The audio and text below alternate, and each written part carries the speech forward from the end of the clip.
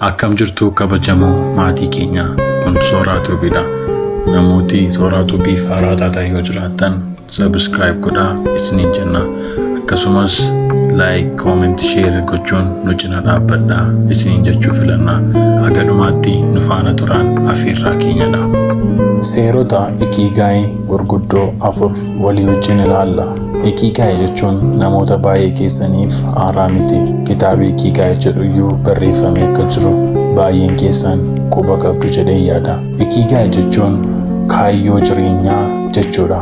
Walumaa galatti Ikigaayin kaayyoon ganama hirribaa kaanuufidha. Baay'een namaa guyyaa sana akka inni itti dhufe jiraachuuf ganama hirribaa ka'a. Garuu namooti milkaa'oo fi namooti jajjaboon kaayyoo isaaniif jiraatan yookaan kaayyoo isaanii milkeessuuf hirribaa ka'an addunyaa kanarra jiru. Nus jireenya keenya keessatti ganama gaafa hirribaa kaanu waan milkeessuuf waan galmaan ga'uudhaaf kaanuuf tokko qabaachuu qabna. Inni sun immoo Ikigaay jedhama. Ikigaayin afaan warra Jaappaanii ta'ee warri Jaappaanii seerota ittiin dhibaa'ummaa hir'isan keessaa kan isaan itti fayyadaman keessaa tokkodha. Kanaaf iyyuu Ikigaayin seerota gurguddaa 4 of jalaa qaba. Seerota sana walii wajjin ilaaluuf deemna.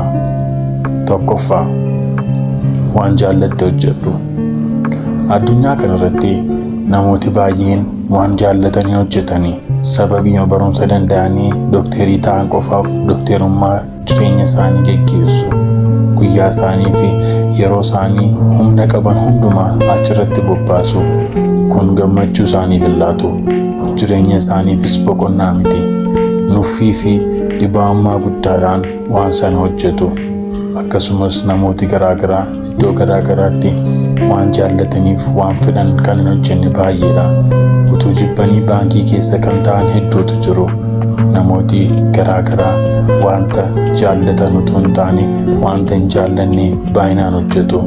Paashinii yookaan fedhiin keenya iddoo biraa jiraate nuun immoo carraa hojii biraa hojjechuu yoo arganne kun wanta addunyaa kanarraa qoromsa nutti ta'u guddaadha. Hojii arganne sana yookaan carraa arganne sana dhiisuu hin barbaannu. Garuu immoo fedhiin keenya iddoo biraa jira. Kun wanta wal rukutu lamadha. Garuu wanti fedhayyuu yoo ta'e addunyaa kanarratti karaa fi mala barbaannee waan jaallanne hojjechuun baay'ee nu milkeessa. 2. Wanta irratti gaarii taatee hojjedhu. Sababii kuwaasii jaallattuuf kuwaasii dhiitaa ooluun gaarii natti hin fakkaatu. Tarii ati jabinaaf dandeettii guddaa fakkii kaasuu irraa qabaachuu dandeessa. Akkasumas muuziqaa qindeessuu irratti dandeettii olaanaa qabaachuu dandeessa. Meesii yookaan Kiristaanoo sababii jaallattuuf kubbaa jaallattee an dandeettiin koo kubbaa dhattee kubbaa dhiitaa ooluun umurii kee akkasumaan gubuu ta'a. Garuu dandeettii keef jabina kee wanta irratti gaarii taate ilaaltee isa sana filattee achirratti yoo hojjette milkaa'aa fi jabaa ta'uu dandeessa. Kanaaf iyyuu wanta irratti gaarii taate filadhuutii hojjedhu. 3. Wanta addunyaan barbaaddu dhiyeessiif. Hanguma tekinooloojii fi wantooti garaagaraa ballachaa deeman fedhiin addunyaa kanaa dabalaa fi ballachaa deema. Ati immoo fedhii addunyaa kanaa ilaaltee bartee bira ga'uu qabda. Addunyaan kun fedhii ishee galmaan ga'achuuf aarsaa isheen hin kaffalne hin jiru. Birrii isheen hin baasne hin jiru.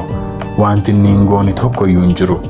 Addunyaa kanarratti namni fedhii isaa galmaan ga'achuudhaaf waan hedduu godha. Keessa bahee kaleessaa iyyuu ni gurgura. Addunyaan kun maal akka barbaadu kan baruu qabu immoo simataa keeti. Kanaaf iyyuu addunyaan kun maal akka isheen feetu hubadhuutii waan sana irratti jireenya kee bobbaasi. Waan sana milkeessuuf yookaan waan sana galmaan ga'uuf akkasumas hanqina sana duuchuudhaaf jireenya kee aarsaa godhi. 4. Wanta irratti kaffaltiin sii kaffalamuu danda'u hojjedhu. Addunyaa kanarraa hojiiwwan kaffaltii hin qabne hedduutu jiru. Kana jechuun tola ooltummaa hin hojjetin jechuu miti. Tola ooltummaan muuxannoo fi karaa baruuf baay'ee nu gargaara. Haa ta'u iyyuu malee kaffaltiin nuu kaffalamu hagamuu xiqqaa ta'u hojii kamiin iyyuu hojjechuu qabna. Kana jechuun warroota sadan dubbanne gubbaa irratti jiran giddu galeessa godhachuudhaani hojii ni hojjechaa jirru ni jaallanna moo hin jaallannu. Lammaffaa irratti immoo hojii hojjechaa jirru irratti gaariidha moo gaarii miti. Sadaffaa irratti immoo hojii ni hojjechaa jirru kana addunyaan ni barbaaddi moo hin barbaaddu kan jedhu adda baasuudhaan hojiin kun ulaagaalee kana guuteennaan tolayyuu yoo hojjenne rakkina hin qabu. Garuu hojii nuuf kaffalamuu danda'u yoo arganne baay'ee gaariidha. Sababiin isaa paashinii fi fedhii olaanaadhaan hojii sana waanta hojjennuuf hojii irratti nuuf kaffalamuu danda'u yoo hojjenne gaariidha. Haga dhumaatti nu faana turuu keessaniif guddaa galatoomaa isiniin jechaa hojii keenya yoo jaallattan like, comment, share gochuun nu faana turaa isiniin jenna. Guddaa galatoomaa. Torbee gaarii qabaadhaa.